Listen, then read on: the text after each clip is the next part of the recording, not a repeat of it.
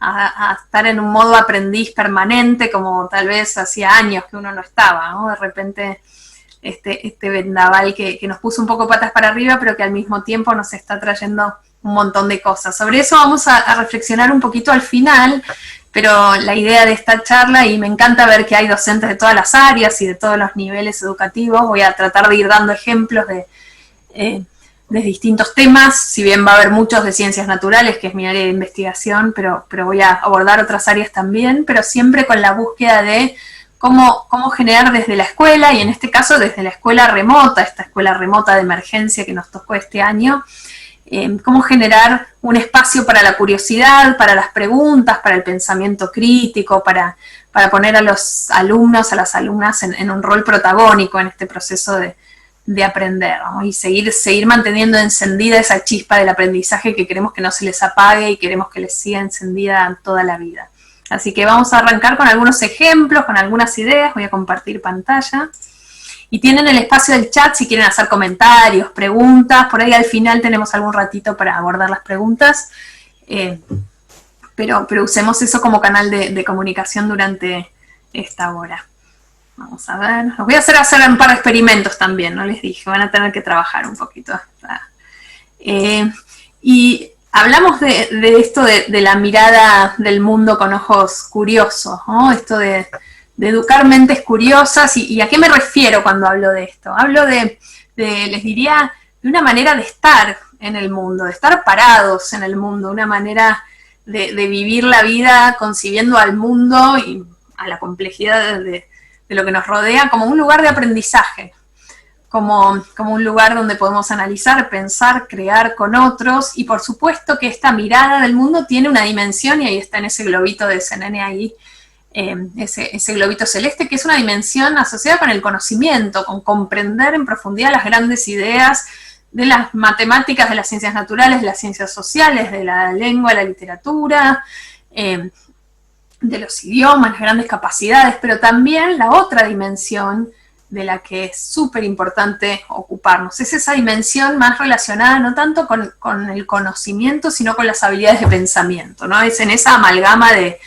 las ideas y las capacidades o habilidades del pensamiento relacionadas con la curiosidad, con la creatividad, con el pensamiento crítico, que es donde se construye esta lente para ver en el mundo que es tan importante construir desde el nivel inicial, desde que los chicos entran a todo el proceso escolar, y uno diría antes también, ¿no? Por supuesto, en casa también.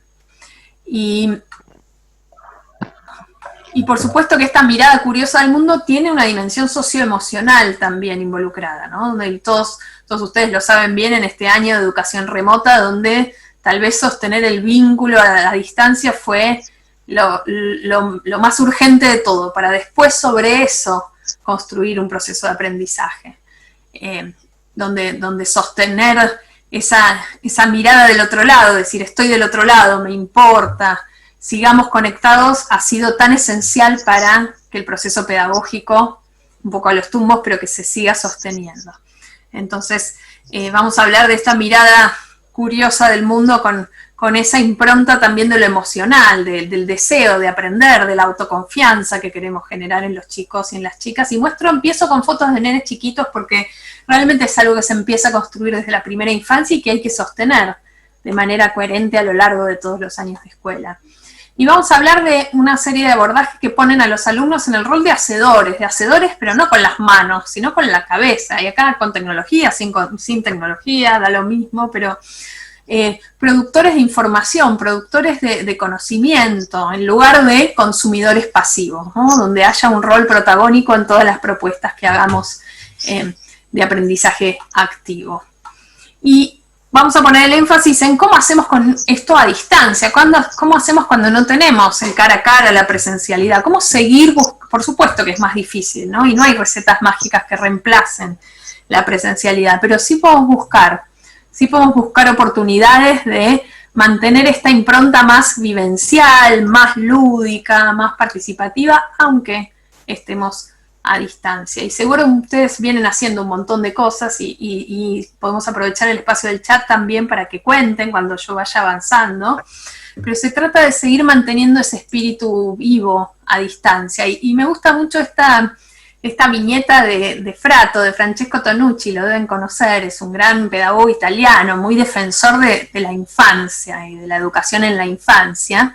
Estuvo hablando mucho en esta pandemia, Tonucci, de esto de recuperar el hogar como entorno de aprendizaje, y fíjense ahí esos dos chicos que están con el conejo, ¿no? Están mirándolo, están sacando un montón de conclusiones de lo que ven, dicen, está caliente, tiembla, se mueve dando saltos, hace caca en forma de bolitas, es tímido, tiene las patas de atrás largas y 2 dientes grandes.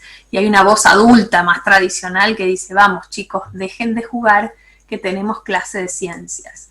Y esas ciencias están representadas por esa cosa más dogmática de la ciencia, como escrita en mármol, que está ahí en la pared, ¿no? Está en la célula, los 3 reinos, y a veces pareciera que aprender, y en particular en el área de ciencias naturales pasa mucho, pero en otras también, tiene más que ver con aprender terminología, vocabulario técnico, aprender a hablar en difícil sin terminar de entender, que con observar la realidad. Y de eso hablo cuando hablo de recuperar oportunidades a distancia, de buscar en lo que nos rodea, en los fenómenos más cotidianos, objetos de conocimiento, buscar que en esa observación y trabajo cotidiano aparezcan oportunidades de aprendizaje.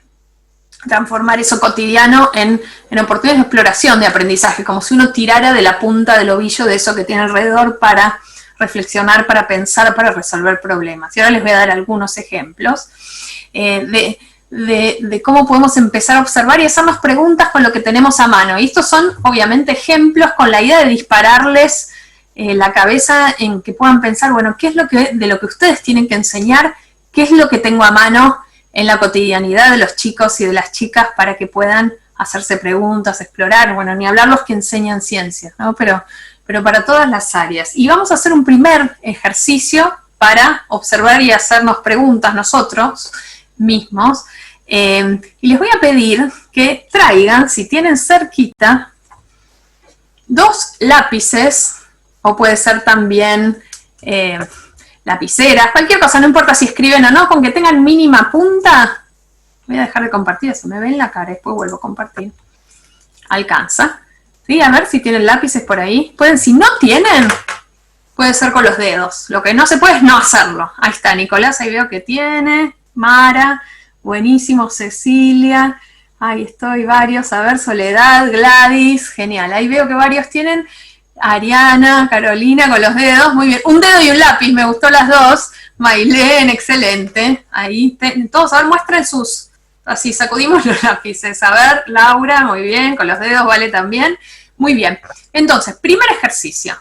Vamos a poner los lápices acá a lo lejos, y con los 2 ojos bien abiertos, vamos a intentar que lo hago yo y ustedes lo prueban, las puntas se unan. Miren, preparados, listos, ya. Ahora ustedes, preparados, listos. Bastante bien, ¿no? Fue fácil.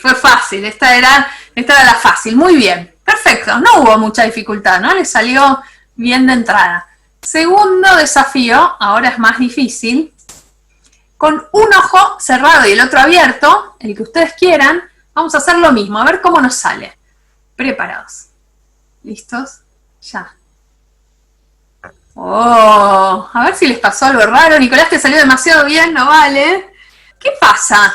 Cuando a ver, lo pueden poner en el chat. ¿Qué les pasó cuando trataron de juntarlo con un ojo cerrado? Salvo algunos superdotados que les salió bien, no vale. ¿Qué nos pasa? Pasa algo extraño, ¿no? Se cruzó, dice Laura, totalmente. Nos pasa eso, ¿no? Se nos cruza, nos queda. Nosotros creemos que van a llegar fenómeno a la misma distancia y nos queda uno adelante y uno atrás. Con los 2 ojos no nos pasaba, con un ojo nos pasa. Primera observación muy pavota de la vida cotidiana que nos permite empezar a abrir el terreno de las preguntas, que es lo que vamos a querer hacer con los chicos y que los chicos hagan en su casa también con sus familias. ¿Y por qué nos pasa? La primera pregunta que aparece es ¿por qué con 2 ojos sí nos sale bien y con uno no? ¿Qué tiene que ver esto con cómo somos como animales, ¿no? Por ejemplo, con nuestro rol en la naturaleza. O, por ejemplo, sería lo mismo con un ojo o con otro. O, por ejemplo, una pregunta investigable para hacer en el momento podría ser, ¿qué pasa si lo hago muchas veces? ¿Voy mejorando o no hay manera de medir la distancia, y ese es el problema, ¿no? No estamos midiendo bien la distancia con un solo ojo. Y si miramos lo que pasa con otros animales, vamos a ver algo muy interesante que nos ayuda a entender por qué con 2 ojos sí y con un ojo no nos sale. Fíjense en estos 2 animales. Miren, uno es el tigre y la otra es como una especie de antílope, un herbívoro, ¿no? Y fíjense el tigre, ¿dónde tiene los ojos?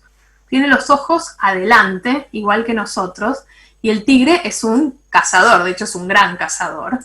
¿Y qué nos pasa? ¿Qué les pasa a los animales que tienen los 2 ojos adelante? Cada uno de los 2 ojos manda una señal al cerebro que se combina, se solapa y se hace una imagen 3D, en 3 dimensiones, muy precisa. Son animales cazadores que pueden medir muy bien la distancia, y eso es súper importante para la supervivencia, porque un cazador necesita saber exactamente a qué distancia está la presa. Miren lo que pasa con el antílope que está ahí al lado. No sé si es un antílope esa cosa ahí con cuernos, si alguien sabe me dice. Fíjense dónde tiene los ojos. Los tiene acá adelante, los tiene acá al costado. Y eso pasa con un montón de herbívoros. Miren acá la que sigue. Con la vaca, con la oveja, con el ciervo. Ahí hay una broma de cómo sería un humano vegano. Fíjense lo que pasa con los animales cazadores que están arriba. El lobo, el halcón, el león, el ser humano. Tienen los ojos adelante. Eso les permite medir muy bien la distancia, salvo que tengan un ojo cerrado, que es lo que nos pasó con los lápices. Fíjense en los herbívoros que los tienen de costado. ¿Por qué es útil, es adaptativo tener los ojos al costado? Justamente porque, ¿qué necesitan hacer muy bien los herbívoros, las presas? Necesitan no tanto medir la distancia, sino salir corriendo y tener una buena visión periférica. ¿Por qué les traigo esto para arrancar? Simplemente con la idea, y ahora vamos a hacer algunos ejemplos más, de buscar situaciones a distancia donde los alumnos puedan poner el cuerpo, observar con lo que tienen a mano, y de hecho las heterogeneidades de los hogares son inmensas, ¿no? Lo estamos viendo con mucha fuerza en esta pandemia. Entonces, la búsqueda de poder hacer cosas que no requieran demasiados materiales, que se puedan hacer con lo que hay a mano, ejemplo, con nuestros sentidos, con nuestro cuerpo, con las cosas básicas que hay en toda casa, ayuda a poder seguir manteniendo esto de lo vivencial y lo lúdico a distancia. Vamos a hacer otro. Acá voy a necesitar algún voluntario o voluntaria, que es también otro experimento para hacer bien vivencial con nuestros sentidos. En este caso, vamos a usar el sentido de la vista. Y este efecto que se llama Stroop, que es este señor que está acá, un psicólogo de los años 50, cara muy seria, muy estudioso, investigó un fenómeno de interferencia cognitiva, se llama. ¿Qué pasa cuando en nuestro cerebro se nos cruzan los cables, ¿no? ¿Vieron cuando tenemos que hacer muchas cosas a la vez y metemos la pata? A algunos les sale mejor, a la mayoría no. Y para experimentarlo vamos a hacer juntos este juego. Y ahí voy a necesitar todavía, ahora me dicen quién quiere participar, pero vamos a hacer este juego que se los muestro yo primero. Por ahí lo conocen, es conocido. Consiste en lo siguiente, hay que mirar en el sentido de la lectura, ¿vieron rojo, verde, azul, anaranjado? Ir diciendo, pero no leyendo, sino diciendo el color con el cual está escrito la palabra. ¿Qué quiere decir? Por ejemplo, miren, rojo, justo ahí coincide, al principio coinciden, después no. Verde, azul, anaranjado, violeta, y después el verde está escrito en naranja, con lo cual hay que decir naranja, no hay que decir verde, ¿está bien? El azul está escrito en azul, después no hay que decir rojo, hay que decir amarillo. Hay que hacerlo muy rápido, y entonces el efecto Stroop es justamente esto que pasa cuando se nos cruzan los cables y sale distinto. A ver, voy a necesitar a alguien que tenga camarita, que tenga ganas de hacerlo y abrir el micrófono. ¿Quién se anima? A ver, yo no los veo a todos acá. Tengo un lío porque somos muchos, pero pueden levantar la mano. ¿Quién se anima? Con los chicos es muy impresionante porque todos quieren jugar y entonces uno está un buen rato. Los grandes nos dan más timidez, pero si no hago así como con mis clases y hago a dedo. No sé si alguien está levantando la mano porque no veo a todos. Si no, hacemos que los que me invitaron los ponemos en el tapete y que... A ver... Yo me animo. Ahí está, buenísimo, no te veo. A ver, ¿cómo es tu nombre? Victoria. Victoria, ¿la ven a Victoria ustedes? Háganme así si la ven. ¿Sí? Algunos la ven y otros no. Pónganse visión del hablante. La deberían estar viendo. Bueno, vamos a escucharla. Quienes la ven mejor, quienes no la ven la escuchan. Entonces, Victoria, Los que la vean les voy a pedir además que le miren la cara a Victoria cuando va a hacer esta... Ahí está, ahí te veo, Victoria. Cuando va a hacer este juego, que es medir el efecto Stroop. Te animás a arrancar lo más rápido que puedas. Acordate, no leer, sino decir el color. Muy bien, ahí vamos. El color. Bueno, rojo, verde, azul, anaranjado, violeta, naranja, azul, amarillo, amarillo, naranja, azul, rojo, violeta, verde, rojo, azul, amarillo, amarillo, verde, naranja, rojo, no, ahí ya está, hasta ahí ya es. Vamos, sí, no, sigue. Naranja, azul, violeta, verde. Muy verde. Bien, primero un aplauso acá, un aplauso virtual a Victoria, que no solo lo hizo muy bien, sino que se animó a romper el hielo, genial. Y te reías un poco, Victoria, ¿qué te pasaba por el cuerpo cuando estabas tratando de hacer esto? Contanos, ¿cuáles eran las ¿por qué te reías a veces? Porque tenía confusión, porque es como que me olvidaba la consigna y venía la consigna y trataba de leer y ver el color y se me mezclaba todo. Muy bien, ¿no? Esto que se llama genial y se ve en el cuerpo. Uno, ¿cómo se mide el efecto Stroop? Porque uno tarda más tiempo, que si uno lo leyera, ¿no? Diría rojo, verde, azul, anaranjado, y es rapidísimo, tardamos más. A veces cometemos errores, como cuando vos te diste cuenta ahí. En el cuerpo sentimos ese cortocircuito, esa interferencia cognitiva de que en piloto automático, que es lo que nuestro cerebro trata de hacer cuando ya sabemos leer. Leemos, ¿no? Miren una palabra de la pantalla y traten de no leerla. Miren cualquiera y no la lean.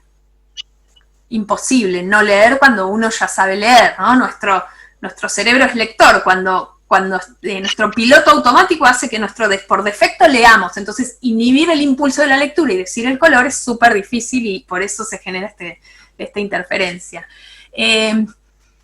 Fíjense cómo esto, de vuelta, es un juego, una observación, abre la posibilidad de hacernos nuevas preguntas. Yo les digo algunas que se me ocurren a mí. Por ejemplo, el efecto Stroop, esta dificultad que tenemos, sería distinto si en vez de poner palabras que están escritos colores ahí, pusiéramos palabras con otros significados, por ejemplo, casa, perro, mesa, silla, y hubiera que decir el color. ¿Sería más fácil o sería más difícil hacer esto?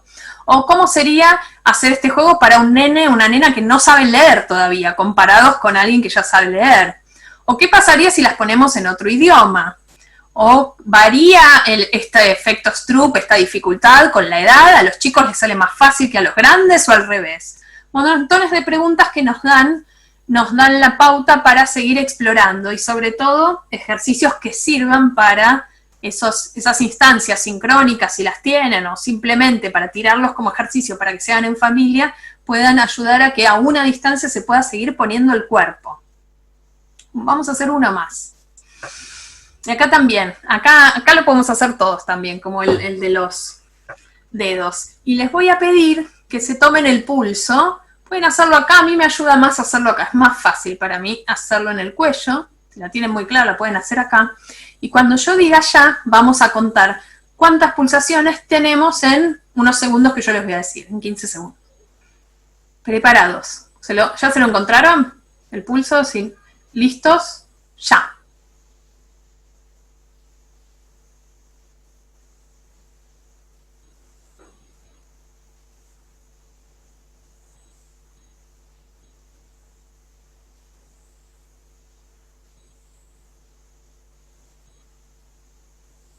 Basta para mí, basta para todos. A mí me dio 18. ¿A cuánto les dio a ustedes? A ver, pónganlo en el chat, así miramos cómo estamos de pulso. 23 a Fernanda, 24, 18. Me estaba asustando que me dio poco. 20, 21, 22, 16. Fíjense qué interesante ya lo que pasa, ¿no? Primera pregunta que se nos abre, bueno, primera observación de este dato que hicimos a distancia entre todos en un segundo, que es que hay una enorme diversidad. En cualquier población, si medimos cualquier rasgo biológico, en este caso la frecuencia cardíaca, el pulso, vamos a tener mucha diversidad de resultados. Y acá nos podemos hacer de vuelta un montón de preguntas. Por ejemplo, ¿qué pasaría, prometo que no se los hago, si yo los hiciera saltar un minuto en el lugar? ¿Qué pasaría con esas pulsaciones? ¿A cuánto se irían? ¿qué pasa si nos relajamos? ¿Cuánto tiempo tarda en volver el pulso al pulso de base? ¿Es distinto lo que le pasa a alguien más deportista que a alguien menos deportista? ¿O a los niños que a las niñas? ¿O a los adultos que a los niños? ¿O hay otras maneras de variar las pulsaciones, por ejemplo, si nos asustamos? ¿O hay maneras de bajarlas si nos relajamos? Bueno, montones de ejercicios que uno puede empezar a hacer. Montones de preguntas investigables. Parte de lo que me gustaría que se lleven hoy de esta charla es la importancia de generar espacios para que las preguntas se empiecen a formular, ¿no? A veces centramos la enseñanza muy en las respuestas, que está muy bien porque tiene que ver con los conocimientos, pero el ejercicio de aprender a hacer preguntas, que no es nada fácil, es súper esencial para desarrollar esta mente curiosa y creativa de la que veníamos hablando. Y después, así como hicimos nosotros, con los numeritos, con los datos, será momento de ver qué podemos concluir de esos datos que recogimos. Ahora les voy a pedir que me hagan un poco de detectives en esta tabla de datos de una maestra, donde tenemos una serie de alumnos, de alumnas, y cuántas pulsaciones tuvieron en reposo, parecidas a nosotros, y cuántas después de correr. Y miren, si miran esos datos con ojos de detective, van a encontrar que hay algunos casos donde hay cosas raras que pasan, o por lo menos distintas a los demás, ¿no? A la gran mayoría les suben las pulsaciones. A ver si me pueden poner en el chat, ¿a quién le pasa algo distinto? A Brian, dicen acá, claro, Brian empieza con 27 y termina con 29. A César, totalmente, acá hay varios detectaron que a César le pasa algo distinto, empieza con 25 y después de correr llega a 23.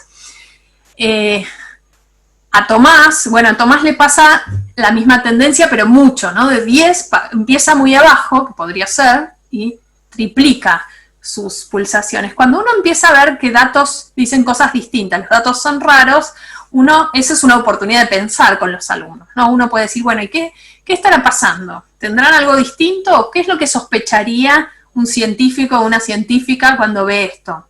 Diría, bueno, tal vez convenga, ¿no?, repetir la medición en estos casos raros para ver si se mantienen. Si se mantienen, después les buscamos explicaciones.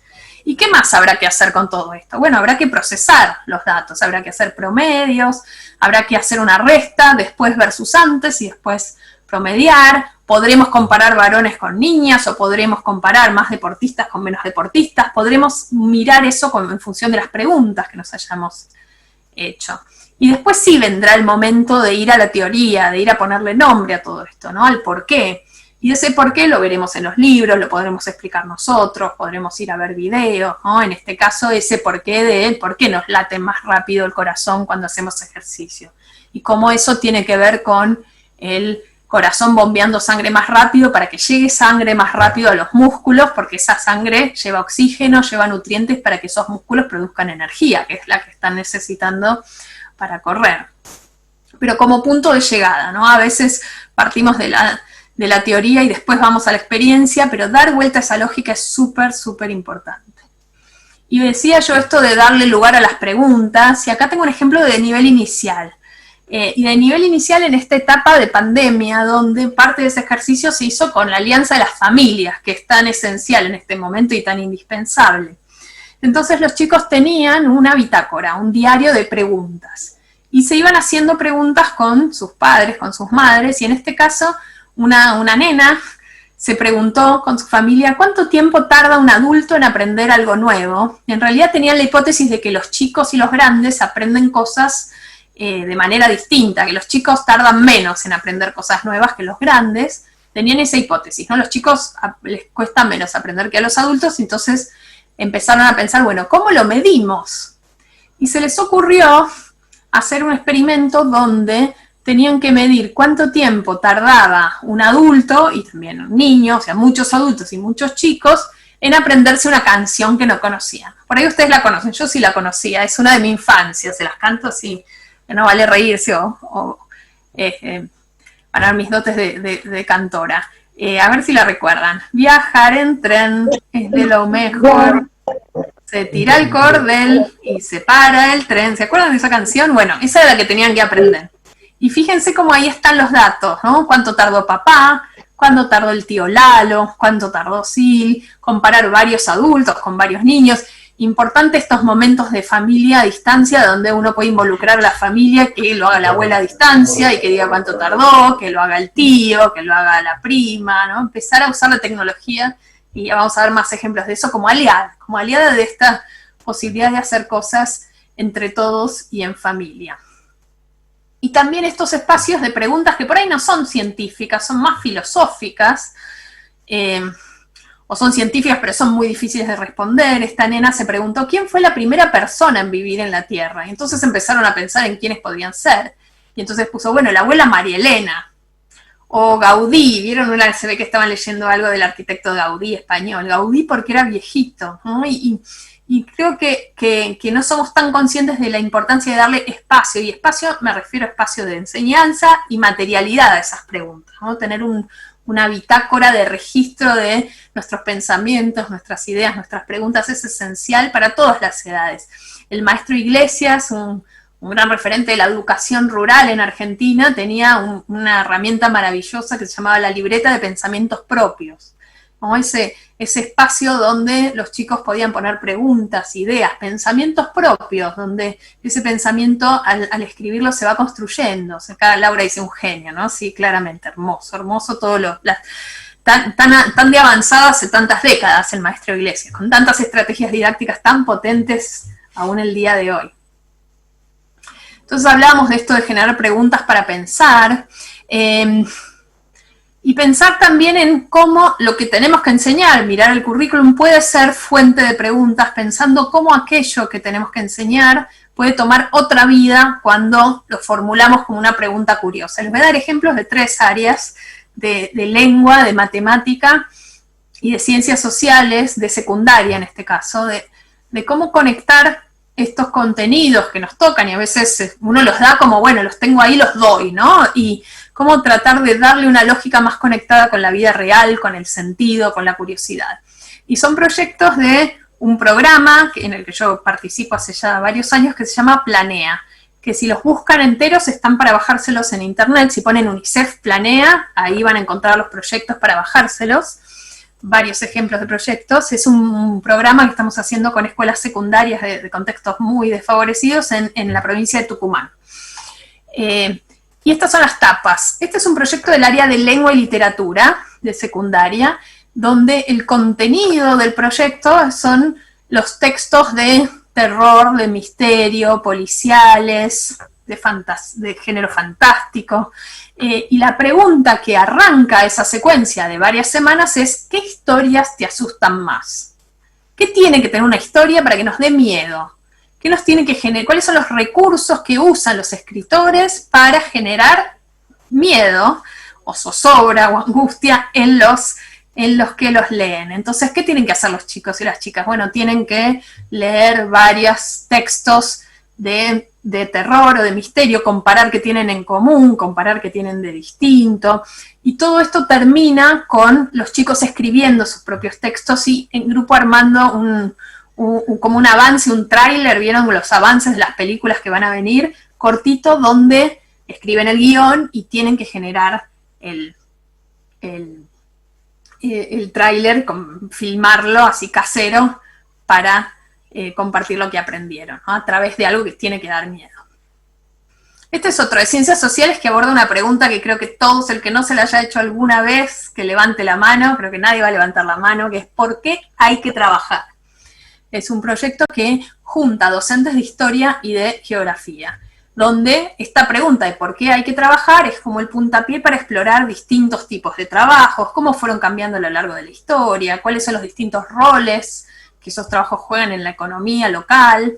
Tienen que ir a entrevistar, en este caso este año que lo estamos haciendo a distancia, es por teléfono o por videollamada, a gente que tenga distintos trabajos en la comunidad. Terminan con una muestra de estos trabajos con entrevistas y fotos y distintas entrevistas escritas, etcétera, a la gente de su comunidad. Y el último que les quería mostrar de esto de siempre buscando cómo generar preguntas curiosas a lo que tenemos que enseñar, ¿no? Que nos las tenemos que hacer previamente nosotros, ¿no? ¿Qué es lo apasionante y cómo conecto lo que tengo que enseñar con una pregunta que despierte las ganas de aprender. Este es un proyecto de matemática de secundaria que parte de esta pregunta: ¿cómo sorprender haciendo magia? ¿Y cuáles son los contenidos detrás de esto? Bueno, los contenidos es un proyecto de cálculo mental, de aritmética, ¿no? Donde los chicos van haciendo cálculos cada vez más rápido, pero no los hacen de la nada, sino que parten de trucos matemáticos. ¿Vieron esos trucos matemáticos que siempre salen bien? Unos trucos no matemáticos, de magia, que detrás tienen un secreto matemático de que hace que siempre salgan. Bueno, a partir de analizando distintos trucos, los chicos van aprendiendo la lógica detrás, y todo esto termina con un festival de matemagia donde los chicos son los magos, que este año de vuelta lo hicieron filmándose con las familias de ayudantes para mostrar, para hacerles el truco de magia a la audiencia, y si tenían suerte les compartían su secreto. Entonces, volviendo a esto de buscar conectar el contenido con la curiosidad, y también puede ser en las evaluaciones, ¿no? Esto es, justamente este año tenemos una gran oportunidad de revisar cómo evaluamos, de cómo recogemos evidencia de lo que los chicos pueden hacer, en un año donde de veras todo nos puso patas para arriba, y repensar la evaluación es algo que nos debemos hace rato. Esta es una pregunta curiosa, pregunta para pensar, del área de matemática de primaria en este caso. Se las leo, es una evaluación escrita, es la segunda hoja de una evaluación escrita de sexto grado. Y dice así: nosotros somos 4 amigos que nos juntamos todos los jueves a comer pizza y mirar duelos de magia por la tele.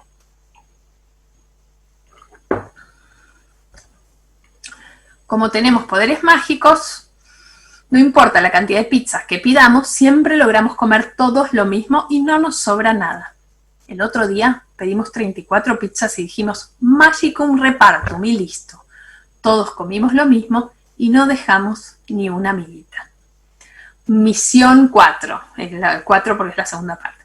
Explica muy claramente a estos amigos por qué lo que hicieron no fue magia, sino una división. Además, aclararles bien cuánto comió cada uno y argumenta cómo repartir el resto. ¿Por qué digo yo que esta es una pregunta curiosa? ¿Cómo sería una pregunta tradicional para este mismo contenido que es la división? Una pregunta tradicional sería, bueno, la más tradicional sería 34 dividido 4, pero una más intermedia sería, somos 4 amigos, pedimos 34 pizzas, ¿cuánto comió cada uno? Y estaría ok, ¿no? ¿Y cuál es la diferencia acá? Bueno, y pueden contarme acá por el chat, ¿no? Si tienen ganas, pero hay narrativa, hay una historia, que uno podría decir, es maquillaje, ¿para qué necesito esa historia? Y esa historia es la clave para generar motivación, ¿no? Más importante que nunca en este momento a distancia, pero lo lúdico, lo narrativo, vieron que se habla mucho de conectar el aprendizaje con las emociones, y eso no solo implica tratar bien a los estudiantes, generar un buen clima de aula, sino generar emoción en relación al contenido, ¿no? Generar intriga en este caso. Poner a los alumnos, en este caso, en el rol de expertos, de que ustedes son expertos y los van a ayudar a estos pobres magos que están confundidísimos. Fíjense cómo hay una sola palabra, chiquitita, pero creo que muestra mucho la hilacha de cómo esta docente está pensando el aprendizaje. Fíjense que no dice problema 4, ¿no? No dice ejercicio 4. ¿Qué dice? ¿Qué palabra usa? Misión 4, ¿no? Y pareciera de vuelta una pavada, un maquillaje. Pero hay algo distinto que uno está comunicando si habla de misiones, si hay una historia detrás, si los alumnos tienen que no solo hacer la cuenta porque sí, sino que en este caso están ayudando a unos magos a entender. Yo coordinaba un programa, el área de ciencias de un programa que tenía muchas escuelas en el país, en Córdoba había muchas también, que se llamó Escuelas del Bicentenario. Y en el área de matemáticas siempre había una evaluación diagnóstica antes de empezar con el programa y había problemas para los chicos. Y yo me acuerdo que los chicos siempre decían, antes de resolver el problema, preguntaban, ¿de qué es el problema? ¿Es de más, de menos, de por o de dividir? Si uno les decía de qué era, fenómeno, ¿no? Hacían la cuenta, pero ¿qué era lo que no entendían? No entendían de qué era, que es como mucho más difícil, ¿no? Entonces, fíjense acá, como ustedes dicen en el chat, lo que están haciendo no es resolver, sino poder argumentar. Van a ver cómo lo resuelve esta alumna. Dice así, dice, misión 4, otra hoja. Piensa en esto. va a ser siempre lo mismo, porque no importa qué división hagan, no miren la ortografía, al resto siempre lo podés dividir. Por ejemplo, 34 dividido 4 me da 8, me sobran 2, son esas 2 pizzas que están dibujadas ahí, y es una división porque las pizzas siempre las reparten entre ustedes. Y repartir es dividir. Entonces, esto habilita también, ¿no?, la inclusión de otros modos de expresión, de registro. Miren cómo sigue. Dice, tenemos tanta magia que si somos 4 y pedimos 13 pizzas, comemos lo mismo que si somos 8 y pedimos 26 pizzas. Y también cuando somos 16 y pedimos 52 pizzas. Siempre con el Magicum Repartum comemos lo mismo. Somos grandes magos. Misión 5, pobre mago, explícale con argumentos matemáticos por qué siempre comen lo mismo. Y van a ver cómo lo respondió un pedacito acá. Dice, misión 5, basta, no explico más. Por favor, ayúdanos. Ok, denme una hoja, ¿no? Y arranca. Y hay algo ahí donde la narrativa, la fantasía, lo lúdico abre el camino a la expresión, en este caso a la integración con las prácticas de lenguaje, por ejemplo, ¿no? A la creatividad de los chicos. Qué distinto sería si el problema es ¿por qué 13 cuartos es lo mismo que 26 octavos? ¿No? Hay algo de buscar el sentido y la conexión con la vida real, o en este caso una historia inventada en lo que enseñamos que realmente hace una enorme diferencia. Y acá en estos momentos de distancia, de mucha heterogeneidad también con las posibilidades de conectarse de los alumnos, ¿no? Y eso nos tiene a todos tan preocupados y angustiados y con tanta búsqueda de que nadie se quede afuera. Estamos encontrando la tecnología como una gran limitante, pero también como una aliada. Y si hay algo que está sucediendo en estos meses de pandemia es una enorme, están mostrando realmente una resiliencia, ustedes lo sabrán en carne propia, resiliencia y creatividad enorme de todos los docentes, de todas las disciplinas, de todas las áreas que con frustración, con ayuda, apoyándose los unos en los otros, pidiendo ayuda incluso a las familias, buscándole la vuelta para seguir enseñando a distancia y seguir a incorporar tecnologías que por ahí ya estaban ahí disponibles, pero que nadie había tenido la necesidad urgente de ponerse a usar, ¿no? Y hay un enfoque del que se hablaba mucho antes de la pandemia, más en los ámbitos de innovación educativa, que es el de aula invertida, que es tratar de grabar videos para que la parte más teórica, los chicos la tengan grabada en videos del mismo profe o de otros, para poder verlas una y otra vez a su ritmo y usar el tiempo cara a cara, el tiempo de clase, antes, pero ahora el tiempo cara a cara, en resolver dudas, en responder preguntas, hacer un trabajo más intelectualmente desafiante que solo estar escuchando y tomando notas. Y un montón de docentes empezaron a producir material, y me imagino que muchos de ustedes también, ¿no? Que por ahí son videitos grabados con el celu caseros o algunos más sofisticados. Esta es una maestra de la Ciudad de Buenos Aires, de una escuela pública, que empezó a usar el Zoom, cambiándose el fondo. Y para contarles, es una maestra de primero que tenía el desafío enorme de cómo construir un vínculo con nenes y nenas que están entrando en la primaria después de 2 semanas de haberlos visto. Y esa iba a ser su experiencia del inicio de la escolaridad. Y estaba muy desesperada y buscándole mucho la vuelta para generar algo a distancia que tuviera sentido, que tuviera potencia. Y entonces empezó a hacer montones de videos donde aquí, por ejemplo, les está contando un cuento, una novela que se las va contando por capítulos sobre superhéroes y se le puso ese fondo detrás usando Zoom. Hizo tantos recursos que es una maestra que yo quiero mucho y en una charla que tuvimos le dije, hacete Instagramer, empezá a compartir lo que estás haciendo con otra gente y creo que está pasando mucho esto de empezar a compartir maneras de resolver las cosas. Ahí si la quieren buscar en los que tengan Instagram, empezó a compartir montones de recursos que está haciendo para los chicos de primer grado ahí en ese seño Ale.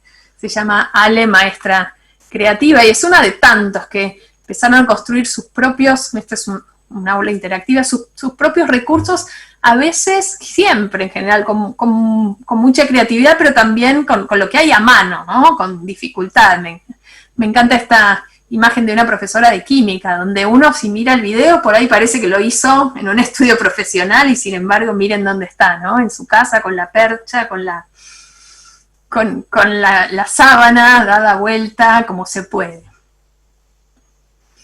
Y estos que les quiero mostrar ahora son dos ejemplos también de cómo la tecnología nos puede ayudar a darle más narrativa, más sentido al desafío, al contenido. Estos son ejemplos de dos docentes de un taller que hicimos con docentes de muchas provincias con una organización que se llama New Minds y la Fundación Barkey, donde tenían el desafío, los docentes, para hacer con sus alumnos, de construir un paracaídas que aterrizara en Marte, y Marte es distinto que la Tierra, ¿no? Tiene otra gravedad, tiene otras características que hay que tener en cuenta a la hora de diseñar un paracaídas que aterrizara seguro en Marte, que no se rompiera el contenido.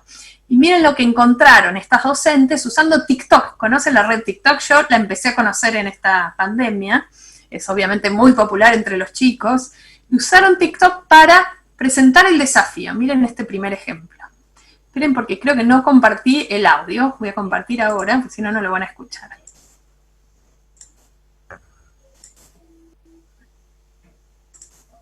Ahí está. Hola chicos, les estoy hablando desde Marte. Hemos abducido a su maestra cuando se encontraba paseando por la plaza. Necesita que la vengan a rescatar. Piensen bien la nave que construirán y los trajes que utilizarán. Necesita que la vengan a rescatar. Los estamos esperando. Un poquito de miedo, ¿no? Pobre maestra que se la llevaron esos alienígenas con esas caras malvadas. Miren este otro que está muy lindo también. Hola. Vengo para que me ayuden a hacer la nave. Así vamos a rescatar a nuestros compañeros que están en Marte. Por favor, miren que el señor presidente ha permitido a partir del 21 unos minutos de recreación. Aprovecharemos ese día. Tenemos solo 15 días para armar la nave. Y los materiales que tenemos en casa. ¡Qué lindo! ¿Qué más hay? ¿Qué más? ¡Ah, eso está bien!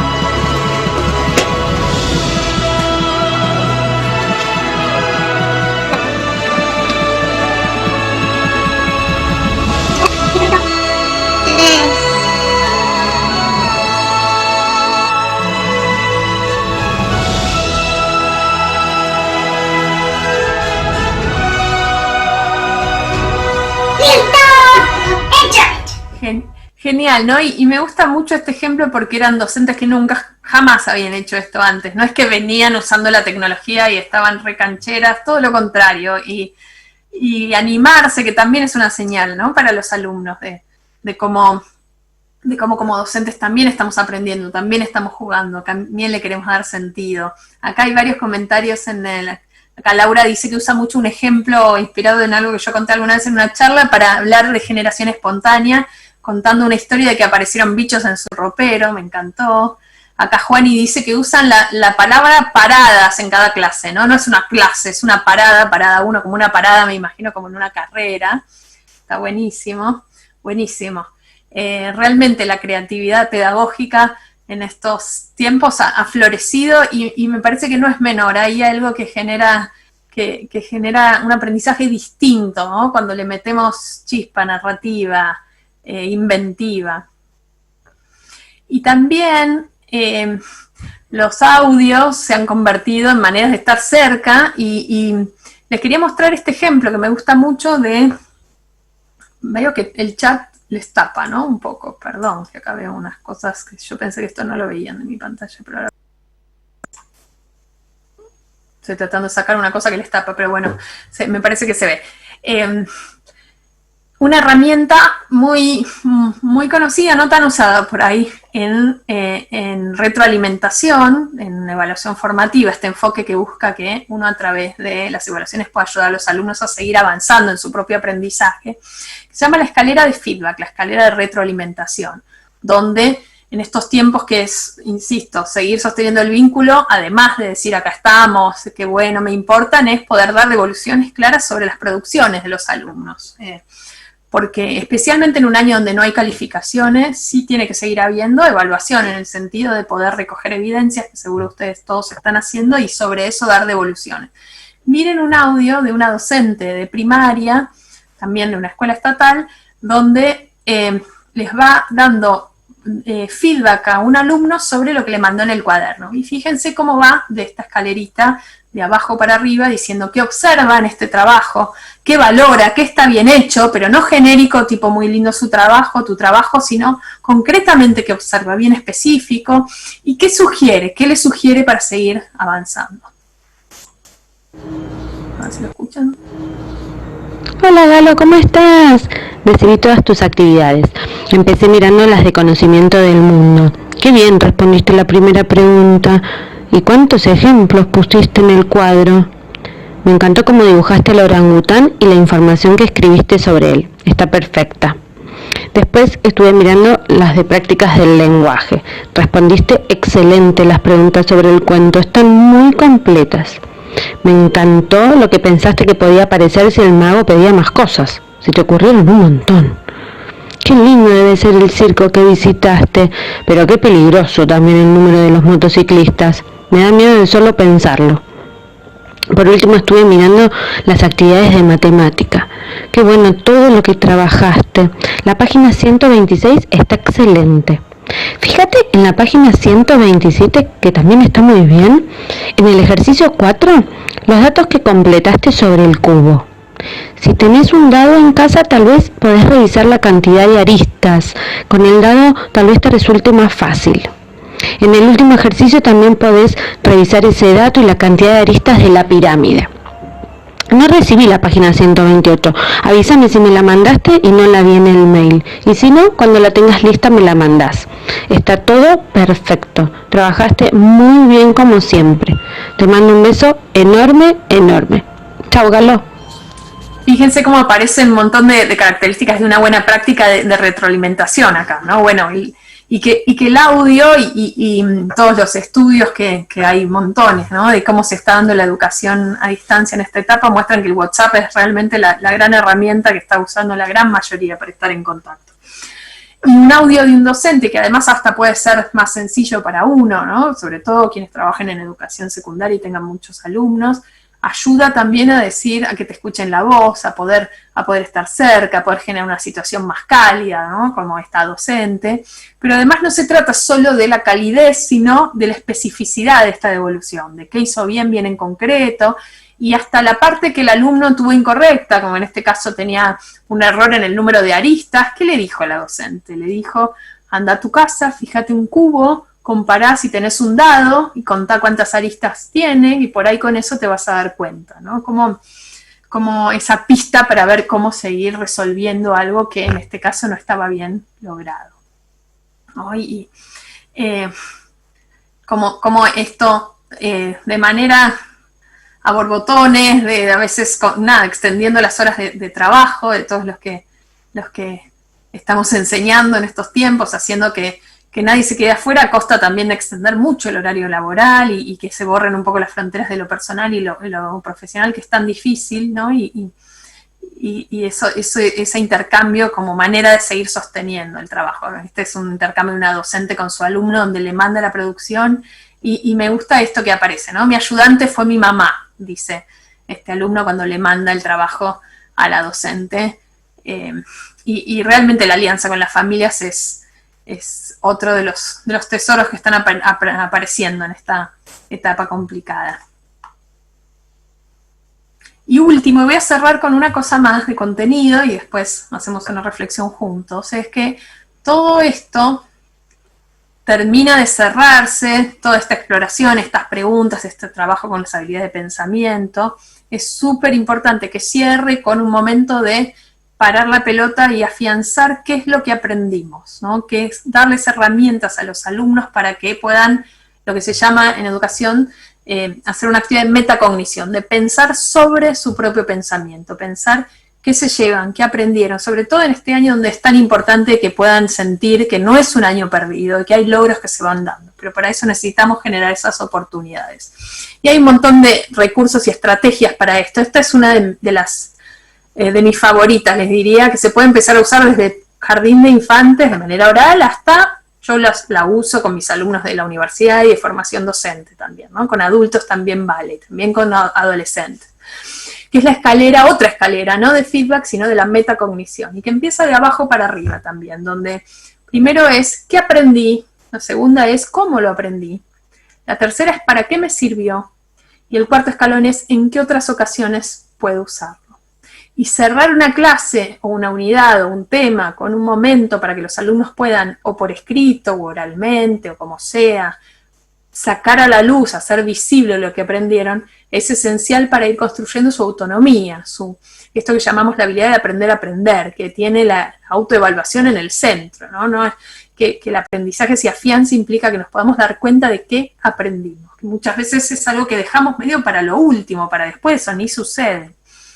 O a veces en grupo, ¿no? Que nos salió bien, que podemos mejorar, o una herramienta súper sencilla, más para chicos, pero también vale para los de secundaria, que es el semáforo, donde en rojo pongo, bueno, algo que todavía no entendí, en amarillo algo que me genera dudas, en verde algo que entendí, entonces le podría explicar a otros. Fíjense estos ejemplos. Por ejemplo, una alumna dice, se pone verde, pero no solo se pone verde, sino que hay que explicar por qué, ¿no? Hay que argumentar, como decían aquí, Laura decía en el chat. Dice, yo me siento segura porque me hicieron preguntas y las respondí a todas. Otro alumno dice, yo entiendo, pero me da vergüenza y no sé cómo explicarlo. Entonces me pongo amarillo, ¿no? Cuando estar en verde implica también poder explicarlo. O esto que es sobre un contenido de lengua, de verbos y de oraciones. Dice, todavía me resulta difícil, primer caso acá al costado, no se puso nada. Algunas veces necesito ayuda, me parece difícil cuando lo escucho en un audio rápido, entonces me pongo amarillo.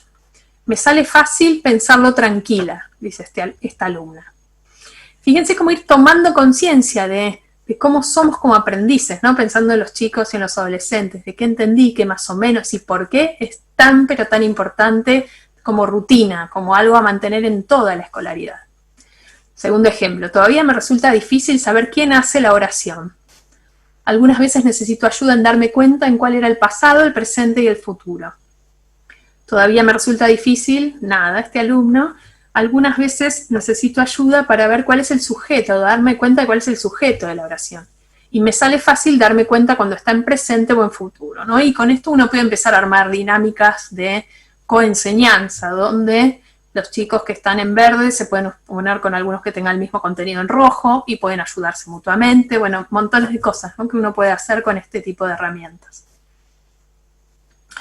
Y claramente la vuelta a clases nos va a traer desafíos enormes como sociedad, como familias, como personas, en múltiples aspectos. A mí me da mucha risa esta ilustración que andaba dando vueltas, por ahí la vieron, de la post-pandemia, donde están los chicos, vieron el coso de los peloteros, ¿no? Donde hay que sacarse los zapatos para ir al inflable, ¿no? A los peloteros. Y los chicos se pusieron ahí, en vez de poner los zapatos, se metieron ahí adentro, y está esta señora que dice, este mueble es para poner las zapatillas antes de entrar al inflable, ¿qué hacen ahí? Estamos jugando al Zoom.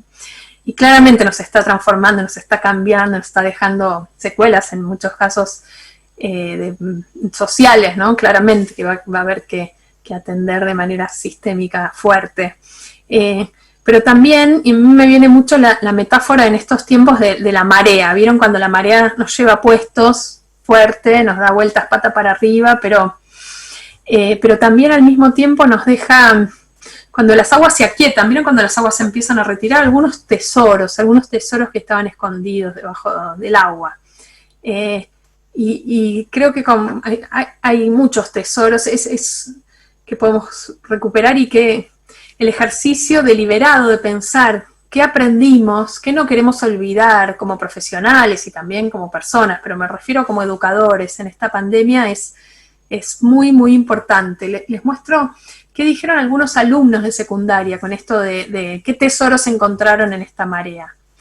Dice así, esta crisis trajo la oportunidad de poder tener más tiempo a solas, aislados físicamente del exterior. Me ayudó a conocerme mucho mejor a mí mismo, la oportunidad de pensar y reflexionar mucho más. Con el tema de las clases virtuales lo tomo como algo positivo también, trabajar desde la comodidad de tu casa. Y es como una preparación para la facultad por las clases semipresenciales. Considero como tesoro a mi familia. En este tiempo valoro el tiempo pasado con ellos, pero también extrañé venir a clases presenciales, cosa que antes no valoraba tanto. Otra situación fue que antes de todo esto nos juntamos con amigos, sin saber que sería la última vez. Lo más importante es el valor de comunicarse con otros, que no sea todo virtualmente.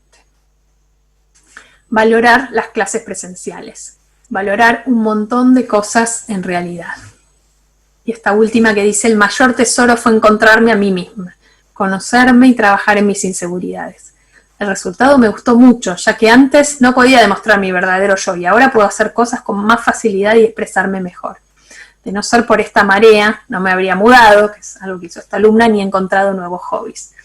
Entonces quiero cerrar con esto de los tesoros y la marea, y me gustaría que compartamos, voy a parar de compartir pantalla, que me cuenten en el chat qué tesoros, un tesoro que hayan encontrado como profesionales, o puede ser también en la vida en familia, en esta marea de la pandemia. ¿Qué les deja? ¿Qué tesoro pueden identificar?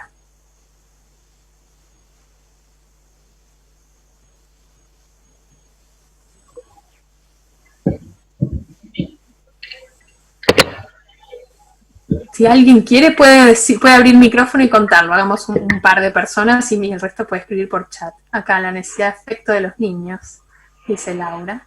Juani, ¿querés contar con el micrófono abierto? Hola, buenas tardes a todos. Bueno, estoy con el Zoom de mi hijo. Se ve que toqué algo y aparecía ahí. Como tesoro personal, el disfrutar de estar con mis hijos después de 17 años de trabajar 12 horas por día.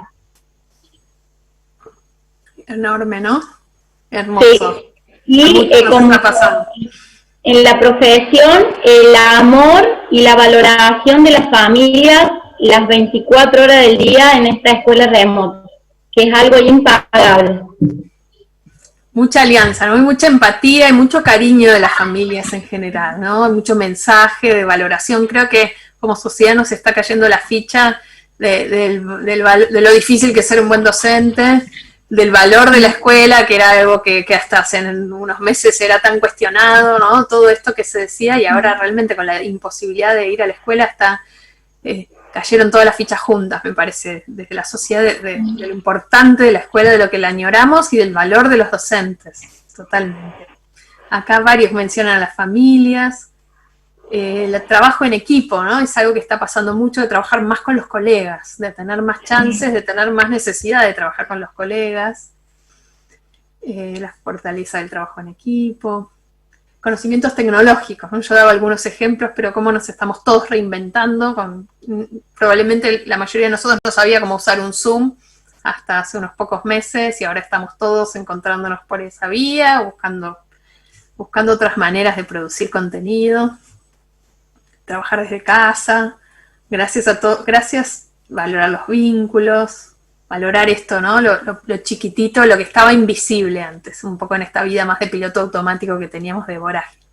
Bueno, les agradezco un montón. Creo que hay un par de preguntas ahí en el chat que aquí abrimos, si quieren. Acá le doy la palabra a Paola o al equipo de acá de la cooperativa. Si quieren cerrar y si quieren hacer las preguntas. Mirta y Gladys, el equipo de la comisión de eventos también está recaudando todas las preguntas. No sé, Mirta y Gladys, si tienen alguna que hayan podido anotar. Sí, en realidad podemos decir que hay muchos docentes que han participado activamente a través del chat, y Melina allí ha tomado nota de ello porque lo ha mencionado, pero me gustaría decir, antes de que finalicen, que, bueno, pueden ir sumando una preguntita aquí en estos últimos minutos, pero contarle a Melina un poco esta realidad que tenemos a través de este Zoom, que es la presencia de muchísimos docentes.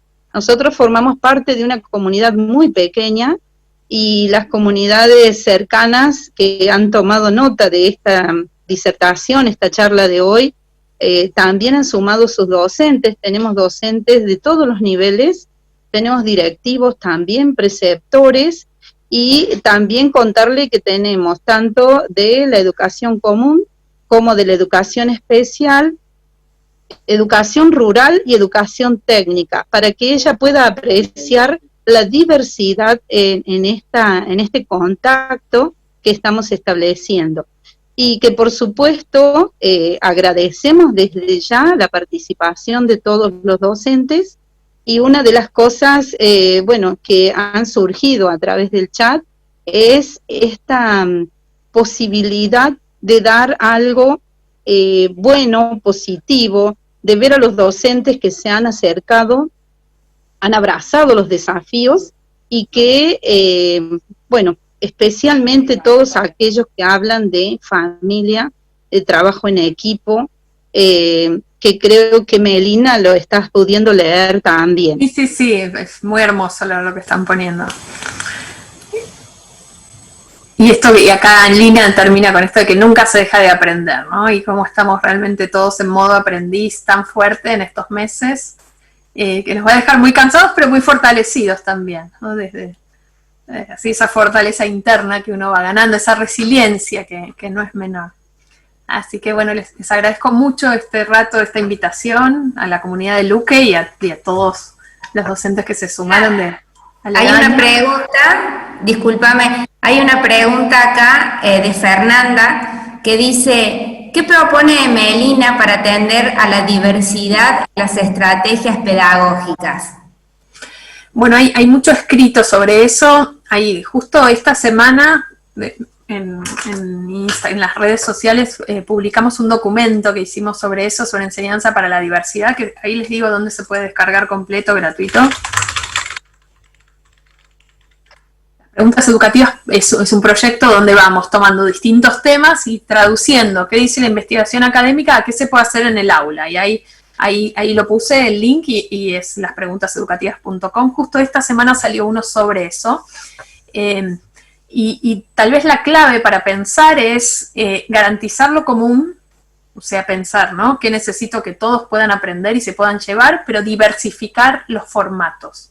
¿A qué me refiero con esto? Dar opciones, ¿no? Por ejemplo, los alumnos pueden mostrar los resultados de su investigación en un audio, en un video, en un mapa conceptual, en una poesía, buscar maneras de dar alternativas para que los alumnos, garantizando que todos aprendan lo que quiero que aprendan, puedan elegir.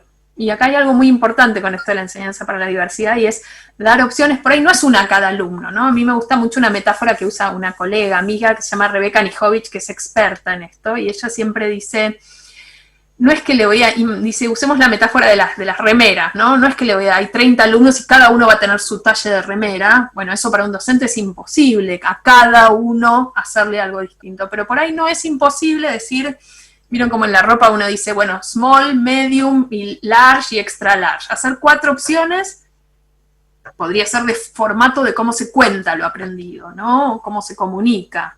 Y que después los alumnos puedan elegir entre esos formatos. Por ejemplo, unos pueden hacerlo con un texto, otros con un mapa conceptual, otros con una canción, otros con un video, imaginemos. Dar opciones que tengan que elegir y que tengan que fundamentar por qué eligieron esa opción, ¿no? Entonces es dar opciones de formato, dar opciones de contenido también, ¿no? Por ejemplo, dar a elegir en vez de un solo texto, tener 2 y que puedan elegir cuál quieren y por qué, ¿no? Siempre que uno pueda abrir el juego para que puedan elegir, está ayudando a que cada alumno con su estilo de aprendizaje, con su deseo en ese momento, pueda sentir que tiene algo de opción. Y que porque es parte de lo que queremos que aprendan en la escuela, que aprendan a elegir, ¿no? Y que aprendan a elegir con fundamentos. Entonces es un ejercicio que tenemos que construir desde bien chiquitos. Y hay un montón de evidencia de cómo hacer esto, y por eso les pasaba ese documento, ¿no? Pero la lógica siempre es esta de garantizar lo común, pero dar opciones. Sí, había una pregunta de Juani que hablaba sobre la evaluación, ¿no? Ella afirma que la evaluación debe ser vista o mirada desde otro lugar, no solo cuantificar al alumno, y te pregunta qué opinas vos sobre la evaluación a futuro, ¿no? Especialmente cuando volvamos a lo presencial. Bueno, hay dos cosas para diferenciar, ¿no? Una es la acreditación de poner nota, de aprueba, no aprueba, 8, 7, 6, muy bien, lo que sea. Y otra es la evaluación, ¿no? Y la decisión que se tomó a nivel nacional, y yo creo que es atinada, es no calificar este año justamente porque las condiciones de trabajo de cada chico y cada chica son muy, muy dispares y sería muy injusto calificar con el mismo criterio a alguien que tiene conectividad versus no, que tiene acompañamiento versus no, bueno, montones de cosas. Pero esto no quiere decir que no hay que seguir evaluando, y seguir evaluando es más importante que nunca, por varios motivos. Uno es para que hay algo que circula mucho de el año perdido, ¿no? Este año se perdió, y la verdad es que no es cierto, ¿no? En muchos casos, por lo menos. Y es muy importante poder mostrarles, no solo mostrar para mostrar por la galería, sino para que las familias y los alumnos se den cuenta de cómo en un montón de saberes han progresado respecto de cómo estaban en marzo. Entonces, hay que seguir evaluando. Evaluando quiere decir recoger evidencias de qué es lo que los alumnos pueden hacer, saben hacer, qué habilidades desplegaron, que no necesariamente es la tradicional prueba escrita, por ahí es un producto. Yo cuando les contaba los ejemplos de los proyectos, que les contaba, bueno, al final del de lengua tienen que hacer un videíto de un guión, con un guión de un tráiler, o al final del de ciencias sociales tienen que hacer una muestra de las entrevistas que produjeron, ¿no? O sea, hay un enfoque que yo creo que es muy, muy potente, que es el de la evaluación auténtica, que es que evaluemos sobre producciones que tengan anclaje en lo real, en la vida real, lo más posible, y son producciones que muestran, si uno las diseña bien, aprendizajes, ¿no? Uno puede evaluarlas con rúbricas, con criterios claros. Entonces yo creo que la evaluación es súper importante, siempre desde esta lógica formativa de que no solo nos sirva a nosotros para recoger evidencia, sino también que les permita a los mismos alumnos darse cuenta de qué aprendieron y qué todavía no. Por eso estos ejercicios metacognitivos que les mostraba como el semáforo son tan importantes como camino a eso, ¿no? Queremos generar que las riendas del proceso de aprendizaje las tengan los alumnos, ¿no? Y sean cada vez más autónomos, y en ese sentido mirarse para adentro es esencial. Acá Araceli hace un comentario de que realmente los que trabajan en educación especial, que no es mi área de expertise, pero conozco mucho así del campo de lo que me van contando, realmente la diversificación de formatos que ya tenían de antes, ¿no? Y ahora a distancia, cuando es mucho más difícil, es una de las grandes características de la educación especial, ¿no? Es como su ADN. Hay tanto para aprender de la educación especial, la educación común. María Montessori, ustedes seguro la escucharon nombrar, que tiene esta metodología tan innovadora hoy, pero que es de hace 100 años, y ella empezó trabajando con educación especial, ¿no? Y todo lo que desarrolló ahí para desarrollar autonomía de los alumnos, y todo su método viene de la educación especial y que después derramó a la educación común. Entonces, a veces son canales separados, ¿no? Carriles que no dialogan, pero realmente la educación común tiene mucho para aprender. De esta búsqueda de llegar a cada estudiante, ¿no? De llegar a cada uno con sus características propias. Bueno, aparentemente no veo otra pregunta, no sé si alguien quedó allí pendiente, pero nos resta desde la Cooperativa de Servicios Públicos y Sociales de Luque y desde toda la comunidad educativa de la región que está aquí presente, agradecerte, Melina, por esta hermosa charla, así taller, que me imagino lo que debe ser es presenciar, ¿no? En forma presencial los hago moverse mucho. Ha sido tan hermoso. Gracias, y si querés gracias muchas por la invitación y por compartir y por las reflexiones. Vamos a hacer una actividad también de metacognición muy chiquita que se llama ticket de salida, y es que se vayan escribiendo, antes de irse del chat, pongan una palabra de con qué sensación o idea se van, una palabra, algo que se lleven de este rato que compartimos juntos, y con eso nos despedimos. resiliencia, equipo, vivencias, satisfacción, gratitud, inspiración, innovación, seguir. Qué lindo.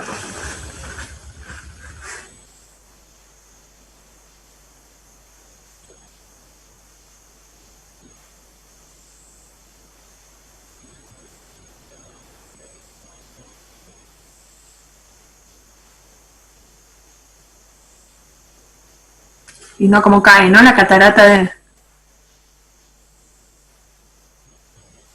Gracias a todos, a todas por este rato y a la cooperativa de Luque por la invitación y les mando un gran abrazo. Nos estamos viendo. Un gran aplauso. Gracias Melina, gracias a todos por acompañarnos. Nos vemos la próxima. Adiós. Adiós.